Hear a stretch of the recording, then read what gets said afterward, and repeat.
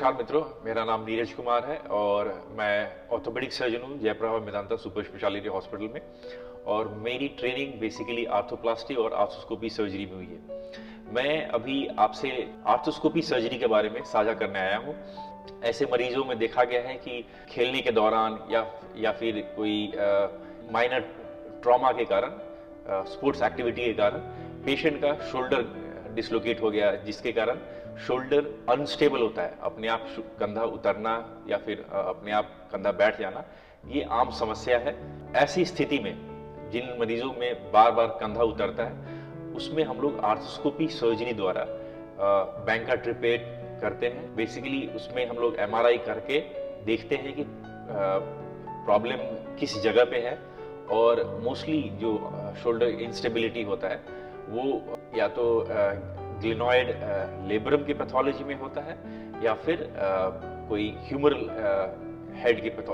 में दिक्कत होता है, जिसको हिल शैक लीजन बोलते हैं और बैंकर लीजन बोलते हैं ग्लिनॉइड के लीजन को। तो वैसे स्थिति में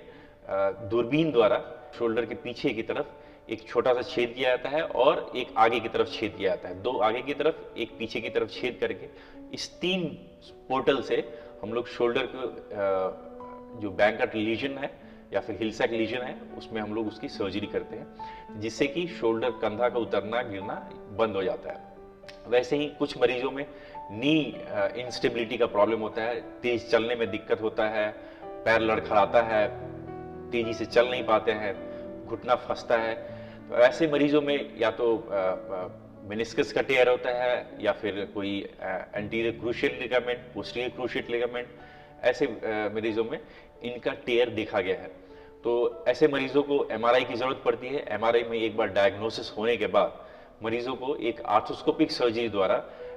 रिकंस्ट्रक्ट किया जाता है, जिसमें कि मरीज के शरीर से ही एक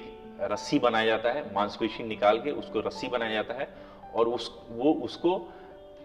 posterior cruciate ligament and anterior cruciate ligament की जगह पे डाल के उसको फिक्स किया जाता है एंडो बटन और बाया स्क्रू से या फिर मेटल स्क्रू से, टाइटेनियम मेटल स्क्रू से। अगर मेनिस्कल टेयर होता है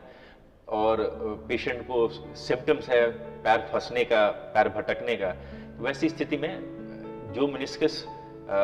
रिपेयर करने लायक होता है उसको रिपेयर किया जाता है, और जो रिपेयरेबल नहीं होता है उनको काट के हटा दिया जाता है, ताकि पेशेंट को दर्द ना हो और नी अनस्टेबल ना हो। और ये सारी प्रोसीजर्स हम लोग जयप्रभा मेदांता में कर रहे हैं, और ये सारे प्रोसीजर्स जो है वो हम लोग आर्थोस्कोपी द्वारा करते हैं, जिसमें कि 1 या 2 सेंटीमीटर बड़ा इंसिजन, 2 या 3 इंसिजन दे के, चीरा दे के ये सारा सर्जरी किया जाता है।